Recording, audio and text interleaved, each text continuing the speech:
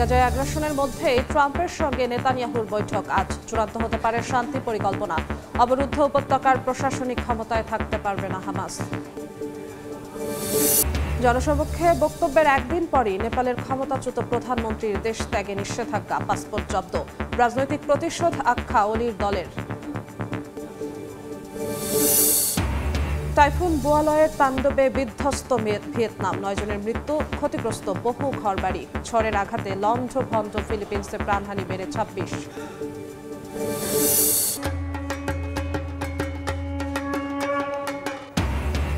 শারদীয় দুর্গোৎসবের মহাসপ্তমী আজ। নবপত্রিকা স্থাপন, বিহিত পূজা সহ কলকাতার মণ্ডপে মণ্ডপে নানা আনুষ্ঠানিকতা। সনাতন ধর্মাবলম্বীদের মাঝে উৎসবের আমেজ।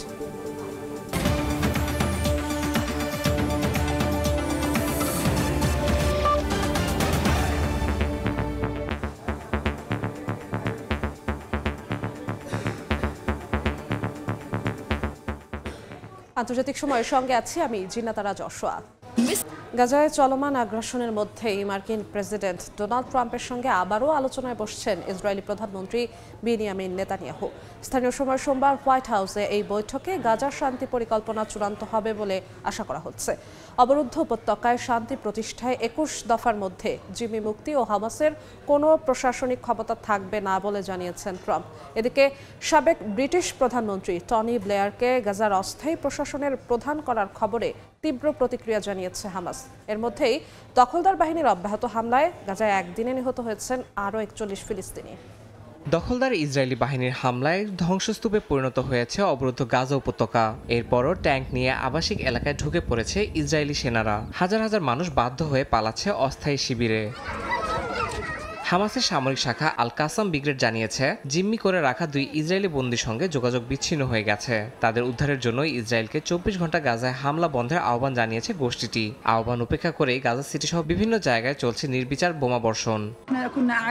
আমরা বসেছিলাম, হঠাৎ কোনো সতর্কতা ছাড়াই ক্ষেপণাস্ত্র নেমে এলো। আমি তখনও সিঁড়িতে দাঁড়িয়েছিলাম। কেবল আল্লাহই আমাকে রক্ষা করেছেন। আমাদের ঘরে ছোট ছোট বাচ্চাও আছে। আমাদের সামনের বাড়িটিও ধ্বংস হয়ে গেছে। এখানে বহু নারী, শিশু আর পুরুষ শহীদ হয়েছেন। আল্লাহ আমাদের রক্ষা করুন।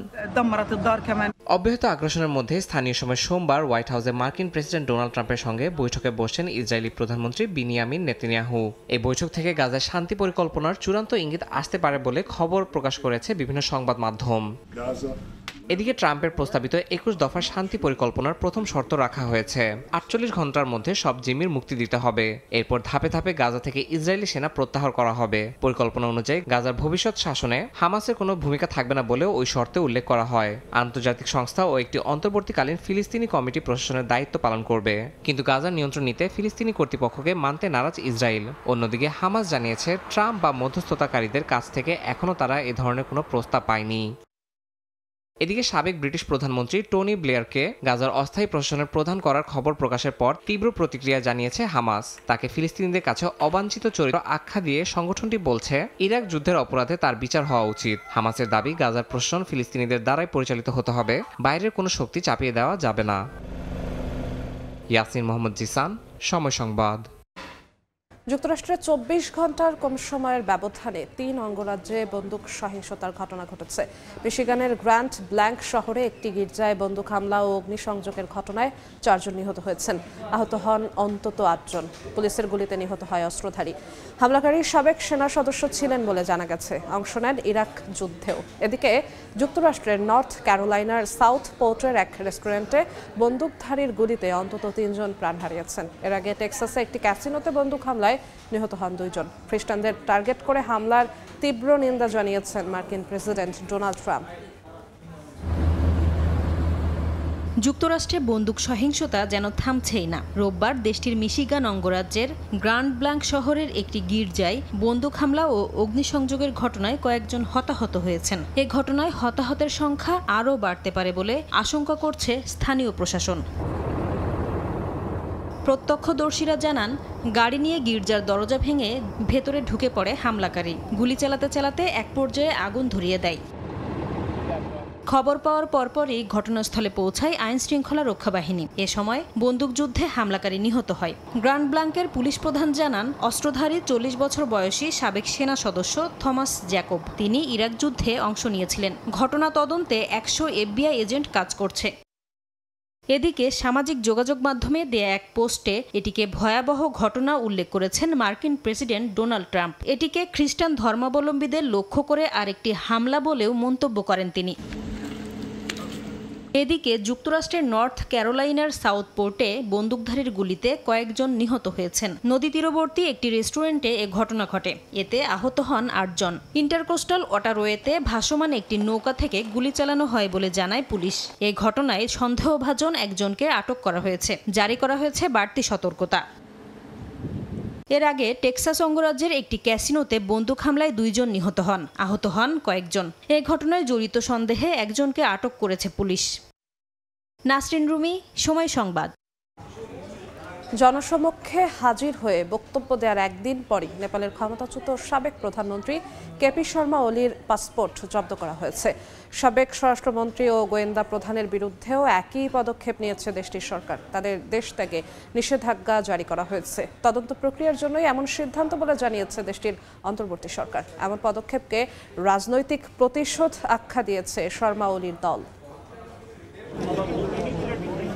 গণ অভ্যুত্থানের 3 সপ্তাহ পর গত শনিবার প্রথমবার জনসমক্ষে হাজির হন নেপালের ক্ষমতাচ্যুত সাবেক প্রধানমন্ত্রী কেপি শর্মা ওলি। অন্তর্বর্তীকালীন প্রধানমন্ত্রী সুশীলা কার্কির নেতৃত্বাধীন সরকারকে অসাংবিধানিক আখ্যা দিয়ে কড়া সমালোচনা করেন তিনি। ক্ষমতা হারালেও দেশেই থাকার ঘোষণাও দেন। ওলির জনসমক্ষে আসার একদিন পরই তার বিরুদ্ধে পদক্ষেপ নিল নেপালের অন্তর্বর্তী সরকার।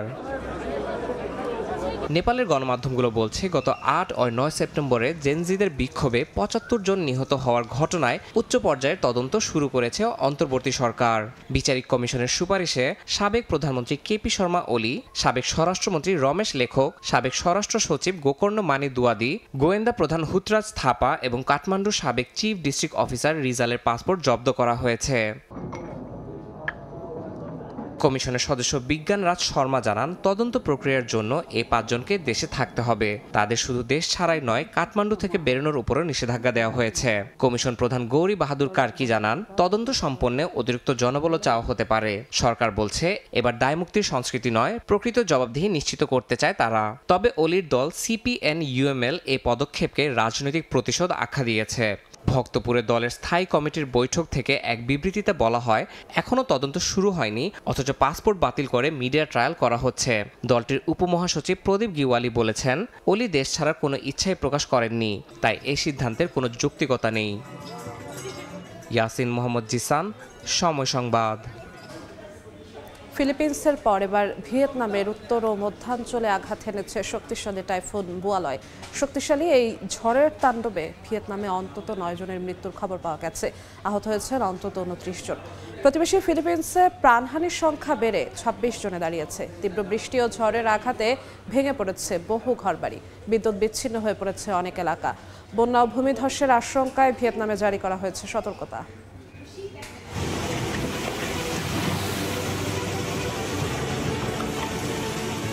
ফিলিপিন্সে তাণ্ডবের পর স্থানীয় সময় সোমবার ভোররাতে ভিয়েতনাম উপকূলে আঘাত হানে শক্তিশালী টাইফুন বুয়ালয়। ঝড়ের আঘাতে লন্ডভন্ড হয়ে যায় সবকিছু। ঝড়ের প্রভাবে ভারী বৃষ্টিতে তলিয়ে গেছে শহরের রাস্তাঘাট, ভেঙে পড়ে বহু ঘরবাড়ি, বিচ্ছিন্ন হয়ে গেছে বিদ্যুৎ ও ইন্টারনেট সেবা। ভিয়েতনামের উত্তর মধ্যাঞ্চলের হা তিন প্রদেশে ঘূর্ণিঝড় বুয়ালয়ের প্রভাবে বেশ কয়েকজনের প্রাণহানির খবর পাওয়া গেছে। আকস্মিক বন্যায় পানিবন্দী হয়ে পড়েছেন বহু মানুষ। ক্ষতিগ্রস্ত এলাকায় চলছে ত্রাণ ও উদ্ধার কার্যক্রম। উপকূলের প্রায় 30,000 বাসিন্দাকে নিরাপদ স্থানে সরিয়ে নেওয়া হয়েছে। 4টি কেন্দ্রীয় বিমানবন্দর বন্ধ থাকায় বাতিল করা হয় কয়েকশো ফ্লাইট। ঝড়ের প্রভাবে ভারী বৃষ্টিতে আকস্মিক বন্যা ও ভূমিধসের ঝুঁকি দেখা দেয় থানহুয়া, নঘেয়ান ও হা তিন প্রদেশের পশ্চিমাঞ্চলে বিশেষ সতর্কতা জারি করা হয়েছে। বুয়ালয় বা ঝড় নং 10 দ্রুতগতিতে চলমান একটি ঝড় হিসেবে রেকর্ড তৈরি করেছে। মাত্র 2 দিনে 1000 কিলোমিটার অতিক্রম করে এটি দেশের উত্তর ও মধ্যাঞ্চলে সরাসরি আঘাত হানে, যা ধীরে ধীরে দুর্বল হয়ে গভীর নিম্নচাপে পরিণত হতে পারে বলে জানিয়েছে ভিয়েতনামের আবহাওয়া বিভাগ। এর আগে প্রতিবেশী ফিলিপিন্সের উপকূলে আঘাত হানে শক্তিশালী টাইফুন বুয়ালয়। ঝড়ের আঘাতে ভেঙে পড়ে গাছপালা ও বাড়িঘর। ক্ষয়ক্ষতির পাশাপাশি বেশ কয়েকজনের প্রাণহানির খবর পাওয়া গেছে। সাদিয়া তাসনিম, সময় সংবাদ। ইউক্রেনে ভয়াবহ বিমান ও ক্ষেপণাস্ত্র হামলা চালিয়েছে রাশিয়া। রাজধানী কিয়েভ সহ কয়েকটি শহরে হামলায় অন্তত 4 জন নিহত হয়েছেন, আহত হয়েছেন অনেকে। এদিন জাপোরিজ্জিয়ায় আহত হয়েছেন আরও 21 জন। অন্যদিকে পাল্টা জবাবে রাশিয়ার তেল উত্তোলন কেন্দ্রে ড্রোন হামলা চালানোর দাবি করেছে ইউক্রেন। রোববার ভোরে রাশিয়ার ড্রোন ও ক্ষেপণাস্ত্র হামলায় কেঁপে ওঠে কিয়েভ। টানা কয়েক ঘন্টার আক্রমণে রাজধানীর অন্তত 5টি এলাকা ক্ষতিগ্রস্ত হয়। ধসে পড়ে আবাসিক ভবন, আগুন লাগে হাসপাতালে। এতে হতাহত হন বেশ কয়েকজন। ইউক্রেনের সামরিক বাহিনী জানায় এক রাতে 595টি ড্রোন ও 48টি ক্ষেপণাস্ত্র নিক্ষেপ করে রাশিয়া। তবে 568টি ড্রোন ও 43টি ক্ষেপণাস্ত্র প্রতিহত করে ইউক্রেনীয় সেনারা। স্থানীয় সামরিক প্রশাসন নিশ্চিত করেছে কিয়েভের অন্তত 15টি স্থানে সরাসরি আঘাত হেনেছে রাশিয়া। হামলায় শহরের বাসিন্দারা মেট্রো স্টেশনে আশ্রয় নেয়। কিয়েভের মেয়র বলেন, হাসপাতালের ওপর এই আঘাত রাশিয়ার গণহত্যার আরেকটি উদাহরণ। আন্তর্জাতিক পর্যবেক্ষকরা এই হামলাকে রাশিয়ার এখন পর্যন্ত সবচেয়ে বড় আক্রমণগুলোর একটি বলে অভিহিত করেছেন। এদিকে হামলার কথা স্বীকার করে রাশিয়ার প্রতিরক্ষা মন্ত্রণালয় জানায়, আবাসিক এলাকা নয়, ইউক্রেনের সামরিক স্থাপনা লক্ষ্য করে ড্রোন ও ক্ষেপণাস্ত্র হামলা চালানো হয়েছে। দোনেস্ক, নিপ্রে পেট্রোভস্ক ও জাপোরিজ্জিয়ার অন্তত 3টি নতুন গ্রাম দখল করেছে বলেও দাবি দেশটির। ভিডিও বার্তায় ইউক্রেনের প্রেসিডেন্ট ভলোদিমির জেলেনস্কি বলেন, রাশিয়ার আক্রমণ শুধু বেসামরিক স্থাপনাগুলোকে লক্ষ্য করে, যা যুদ্ধাপরাধ ছাড়া কিছু নয়। তিনি উদ্ধারকর্মী ও চিকিৎসা সেবায় নিয়োজিতদের ধন্যবাদ জানান। রাশিয়া এবারও ইউক্রেনকে বিদ্যুৎবিহীন করার কৌশল নিয়েছে বলে মন্তব্য করেন জেলেনস্কি। এদিকে হামলার সময় প্রতিবেশী দেশ পোল্যান্ড নিজেদের দক্ষিণাঞ্চলের 2টি শহরের আকাশসীমা বন্ধ করে দেয়। ইয়াসমিন অনন্যা, সময় সংবাদ। যুক্তরাষ্ট্রের পোর্টল্যান্ডে ন্যাশনাল গার্ড মোতায়েনের ঘটনায় ট্রাম্প প্রশাসনের বিরুদ্ধে মামলা করেছে ওরেগন অঙ্গরাজ্যের অ্যাটর্নি জেনারেল ডান রেইফিল্ড। এর আগে মার্কিন সমরমন্ত্রী জানান, অ্যান্টিফা সমর্থক বা স্থানীয় সন্ত্রাসীদের হামলা থেকে অভিবাসী ও শুল্ক প্রয়োগ সংস্থার প্রতিষ্ঠান সহ বিভিন্ন সরকারি স্থাপনা রক্ষায় পোর্টল্যান্ড শহরে 2 মাসের জন্য ন্যাশনাল গার্ডের 200 সদস্য মোতায়েন থাকবে। তবে এ ধরনের পদক্ষেপকে স্বেচ্ছাচারিতা আখ্যা দিয়ে কড়া সমালোচনা করেছেন বিরোধীরা। মার্কিন প্রেসিডেন্ট ডোনাল্ড ট্রাম্পের অবৈধ অভিবাসী বিরোধী অভিযানের প্রতিবাদে এবার সোচ্চার হয়ে উঠেছে ওরেগন অঙ্গরাজ্যের বাসিন্দারা। স্থানীয় সময় রোববার ট্রাম্প প্রশাসনের অভিবাসী বিরোধী অভিযানের বিরুদ্ধে রাস্তায় নামেন শত শত মানুষ। বিক্ষোভ দমনে সেখানেও ন্যাশনাল গার্ড মোতায়েনের নির্দেশ দিয়েছেন মার্কিন প্রেসিডেন্ট ডোনাল্ড ট্রাম্প। এক স্মারকলিপিতে মার্কিন সমরমন্ত্রী পিট হেগথেস বলেন, পোর্টল্যান্ডে অবৈধ অভিবাসন বিরোধী অভিযান ঘিরে সহিংসতা ও সরকারি স্থাপনার ক্ষতির আশঙ্কা থেকে এ সিদ্ধান্ত নেওয়া হয়েছে। এ লক্ষ্যে শহরটিতে 2 মাসের জন্য ন্যাশনাল গার্ডের 200 সদস্য মোতায়েন থাকবে। এর আগে শনিবার সামাজিক যোগাযোগ মাধ্যমে এক পোস্টে অবৈধ অভিবাসী দমন ইস্যুতে প্রয়োজনে পূর্ণ শক্তি ব্যবহারের হুঁশিয়ারি দেন ট্রাম্প। এমনকি বিধ্বস্ত গণতান্ত্রিক নেতৃত্বাধীন শহর পোর্টল্যান্ডে যত সৈন্য প্রয়োজন পাঠানোর নির্দেশ দেন তিনি। জানান, এ ধরনের উদ্যোগে এন্টিফা সমর্থক বা স্থানীয় সন্ত্রাসীদের হামলা থেকে অভিবাসী ও শুল্ক প্রয়োগ সংস্থার প্রতিষ্ঠান রক্ষা পাবে। এদিকে সরকারের ন্যাশনাল গার্ড মোতায়েনের ঘটনায় ট্রাম্প প্রশাসনের বিরুদ্ধে মামলা করেছে ওরেগন অঙ্গরাজ্যের অ্যাটর্নি জেনারেল ডান রেইফিল্ড। এ ধরনের পদক্ষেপকে স্বেচ্ছাচারিতা আখ্যা দিয়ে ডেমোক্র্যাট দলীয় নেতা ও ওরেগন অঙ্গরাজ্যের গভর্নর টিনা কোটেক বলেছেন, ট্রাম্পের এ উদ্যোগ জনমনে ক্ষোভ সৃষ্টির পাশাপাশি হুমকির মুখে পড়বে জননিরাপত্তা। আমাদের ওরেগনে ন্যাশনাল গার্ডের প্রয়োজন নেই, চাইও না। এতে ভয় ছড়ায়, সংঘাত উস্কে দেয়, এমনকি নিয়ন্ত্রণে থাকা পরিস্থিতিকে আরো জটিল করে তোলে। ওরেগনের সব সম্প্রদায়ের জন্য এ ধরনের পদক্ষেপ হুমকিস্বরূপ। যুক্তরাষ্ট্র জুড়ে অবৈধ অভিবাসীদের বিরুদ্ধে কঠোর নীতি বাস্তবায়নের অংশ হিসেবে সম্প্রতি বিভিন্ন শহরে অভিযান ও ধরপাকড় বাড়িয়েছে ট্রাম্প প্রশাসন। এর প্রতিবাদে যুক্তরাষ্ট্রের বিভিন্ন শহরে ছড়িয়ে পড়ে বিক্ষোভ। নাসরিন রুমি, সময় সংবাদ। আন্তর্জাতিক সময় আরও থাকছে।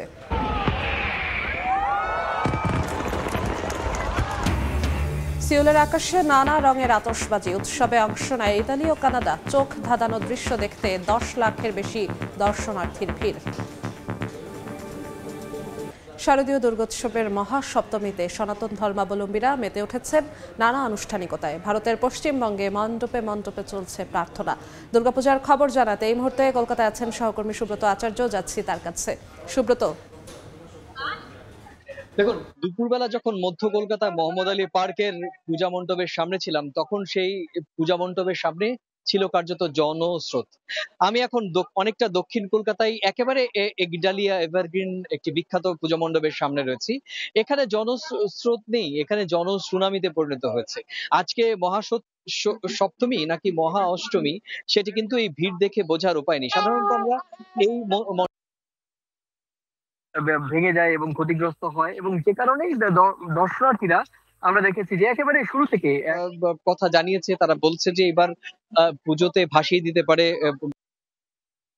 দর্শনার্থীদের একেবারে বাকেট লিস্টে থাকে। সেই বাকেট লিস্টে থাকা মণ্ডপগুলোর সামনে এইরকম জন সুনামিতে পরিণত হয়েছে।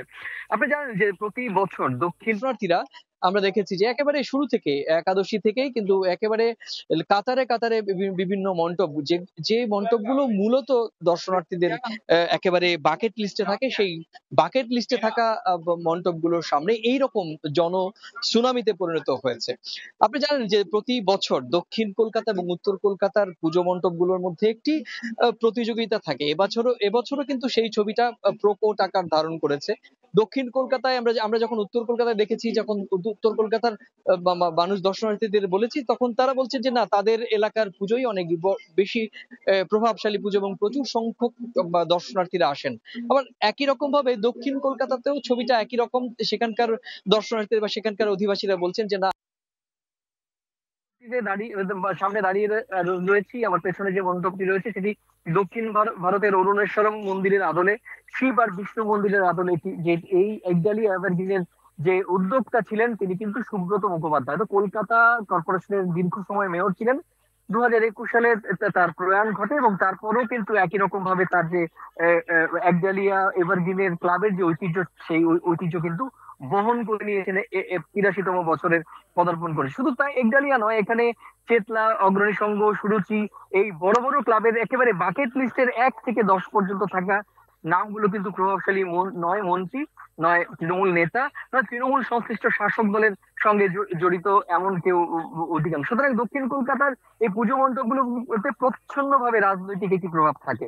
উত্তর কলকাতার ক্ষেত্রে কিছুটা ভিন্ন, কারণ উত্তর কলকাতাতে সেই অর্থে প্রভাবশালী রাজনীতিকরা সরাসরি পুজো মণ্ডপের সঙ্গে বা পুজো উদ্যোগের সঙ্গে যুক্ত। তবে সাবেকিয়ানা দিক থেকে আমরা দেখেছি যে উত্তর কলকাতার সাবেকিয়ানা পুরনো ধাঁচের প্রতিমা এবং মণ্ডপ থাকে। তবুও সবশেষে আমি গতকালও বলেছি, আজকে দুপুরবেলাও বলেছি যে প্রত্যেকটি মণ্ডপে সামাজিক আন্তর্জাতিক বার্তা বহন করে, এবং এই বার্তা বহন করার প্রথম দিন থেকে যে শুরু হয়, এবং আস্তে আস্তে সেই সামগ্রিকভাবে পুরনো ধাঁচের প্রতিমা এবং মণ্ডপ থাকে। তবুও সবশেষে আমি গতকালও বলেছি, আজকে দুপুরবেলাও বলেছি যে প্রত্যেকটি মণ্ডপে সামাজিক আন্তর্জাতিক বার্তা বহন করে, এবং এই বার্তা বহন করার প্রথম দিন থেকে যে শুরু হয়, এবং আস্তে আস্তে সেই সামগ্রিকভাবে শারদীয় দুর্গা উৎসব সার্বজনীন হয়ে ওঠে।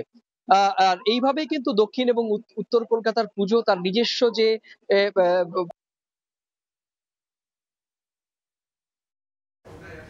কলকাতা থেকে মহাসপ্তমীর খবর জানাচ্ছিলেন সহকর্মী সুব্রত আচার্য। ইতালির রোমে প্রজাতিক খাদ্য উৎসব অনুষ্ঠিত হয়েছে। বাংলাদেশকে ভিনদেশীদের মাঝে তুলে ধরলেন প্রবাসী কিশোরীরা। বাংলাদেশিদের প্রশংসায় ইতালীয়রা। ইতালি থেকে হাসান মাহমুদের তথ্যচিত্রের রিপোর্ট। বাংলাদেশ সহ বিভিন্ন দেশের স্টলে সাজানো রয়েছে নানা খাবার। বিভিন্ন দেশের নাগরিকরাও উপস্থিত ছিলেন ইতালির রোমে অনুষ্ঠিত এই খাদ্য উৎসবে। স্টল ঘুরে ঘুরে পছন্দের খাবার কিনে খেয়েছেন তারা। বাংলাদেশি খাবার এবং বাংলাদেশের শিশু কিশোরদের পরিবেশনায় দেশের শক্তিশালী সংস্কৃতির প্রশংসা করেন তারা।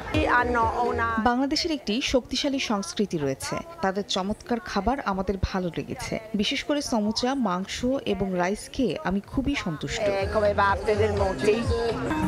ইতালি সহ বিদেশিদের মাঝে নিজ দেশের সংস্কৃতি তুলে ধরতে পেরে আনন্দিত প্রবাসী বাংলাদেশিরাও। ইতালিয়ান এবং বিভিন্ন দেশের মানুষরা এসে আমাদের খাবার টেস্ট করছে, তারা খুব প্রশংসা করেছে। ইতালিয়ান মাটিতে আমাদের বাঙালি সংস্কৃতিটা তুলে ধরেছে, এটার জন্য আমার খুবই ভালো লাগছে।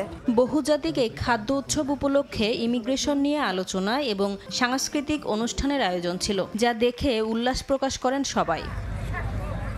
বহুজাতিক এই ফুড ফেস্টিভ্যালের আয়োজন করে মুলাতি। 3 দিনব্যাপী আয়োজনটি রোববার শেষ হয়। সময় সংবাদ, ইতালি। আগামী জাতীয় সংসদ নির্বাচনে পোস্টাল ব্যালটের মাধ্যমে ভোট দিতে পারবেন প্রবাসী বাংলাদেশিরা। নির্বাচন কমিশনের ঐতিহাসিক এই সিদ্ধান্তে উচ্ছ্বসিত রেমিটেন্স যোদ্ধারা। ফিনল্যান্ড থেকে মহিউদ্দিন মধুর রিপোর্ট। প্রায় কোটিরও বেশি বাংলাদেশি ছড়িয়ে ছিটিয়ে আছেন বিশ্বের বিভিন্ন দেশে।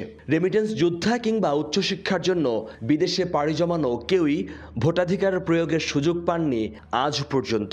স্বৈরাচার পতনের পর পরিবর্তিত পরিস্থিতিতে আগামী ফেব্রুয়ারিতে ভোট গ্রহণের প্রস্তুতি নিচ্ছে নির্বাচন কমিশন।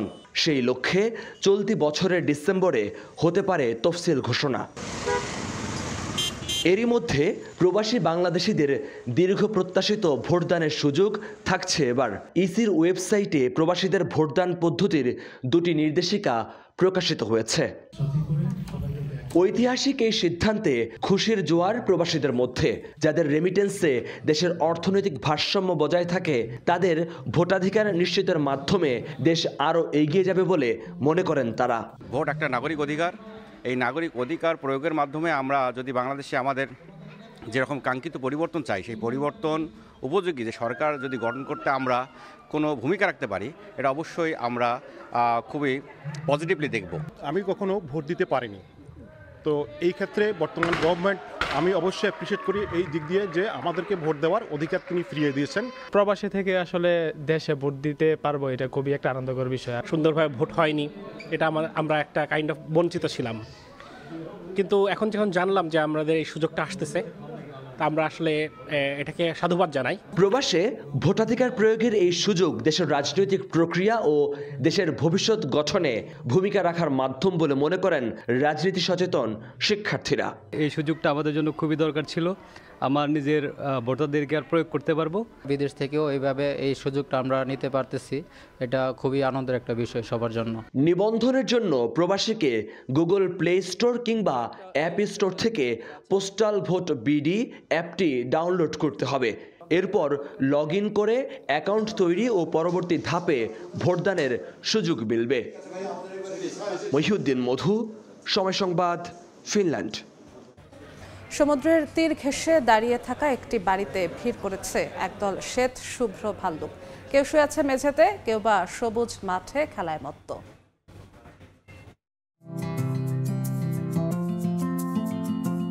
চারিদিকে শুনশান জনমানবহীন এক প্রান্তর। পাহাড় সমুদ্রের মিশেলে রাশিয়ার দিগন্ত বিস্তৃত এই এলাকায় রয়েছে পরিত্যক্ত সোভিয়েত গবেষণা স্টেশন, যা দখল করে দিব্যি বসবাস করছে শ্বেতভাল্লুকের দল।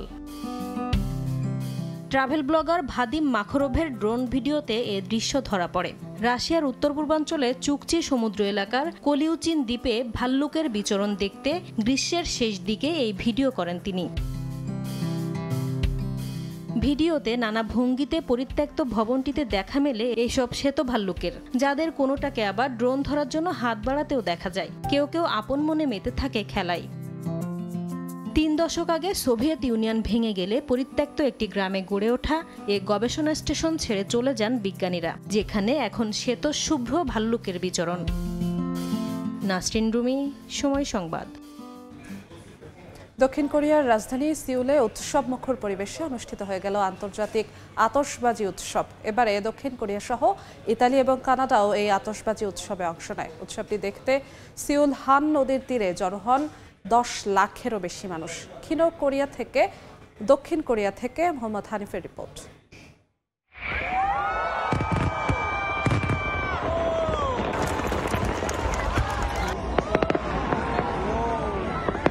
লাইট অফ টুগেদার বা একসঙ্গে আলোকিত হওয়ার প্রতিপাদ্য বিষয় নিয়ে প্রতি বছরের মতো এবারও দক্ষিণ কোরিয়ার রাজধানী সিউলের আকাশে নানা রঙের আতশবাজির ঝলকানি।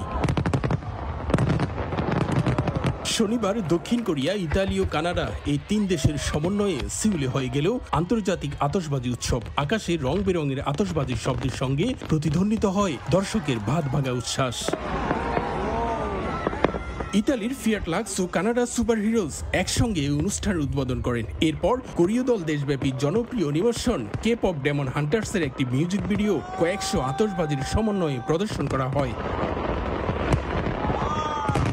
সিউলের হান নদীর তীরে উৎসবটি উপভোগ করতে দক্ষিণ কোরিয়ার বিভিন্ন প্রান্ত থেকে 10 লাখেরও বেশি মানুষ জড়ো হন। শুধু পছন্দের জায়গা থেকে আতশবাজির বর্ণিলাল উপভোগ করার জন্যই অনেকেই উৎসব শুরুর বেশ কয়েক ঘন্টা আগেই চলে আসেন। দর্শকের নিরাপত্তার জন্য মোতায়েন করা হয় 4000-এরও বেশি আইনশৃঙ্খলা বাহিনীর সদস্য। সামাজিক যোগাযোগ মাধ্যমে সিউলের আতশবাজি উৎসবের শুরুর আগে সন্ত্রাসী হামলার হুমকি দেয় 30 বছর বয়সী এক যুবক। রোববার সিউল মেট্রোপলিটন এলাকা থেকে তাকে গ্রেফতার করে পুলিশ। দক্ষিণ কোরিয়া থেকে মোহাম্মদ হানিফ, সময় সংবাদ। আন্তর্জাতিক সময় শীর্ষ সংবাদগুলো জানিয়ে দিচ্ছি আরেকবার। গাজায় আগ্রাসনের মধ্যে ট্রাম্পের সঙ্গে নেতানিয়াহুর বৈঠক আজ। চূড়ান্ত হতে পারে শান্তি পরিকল্পনা। অবরুদ্ধ উপত্যকার প্রশাসনিক ক্ষমতায় থাকতে পারবে না হামাস। এবং জনসম্মুখে বক্তব্যের একদিন পরই নেপালের ক্ষমতাচ্যুত প্রধানমন্ত্রীর দেশ ত্যাগে নিষেধাজ্ঞা, পাসপোর্ট জব্দ। রাজনৈতিক প্রতিশোধ আখ্যা অলির দলের।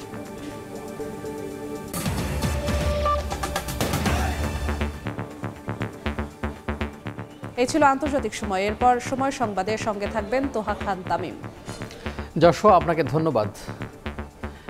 সময় সংবাদ নিয়ে ফিরছি কিছুক্ষণ পরেই, সঙ্গে থাকুন সময়ের।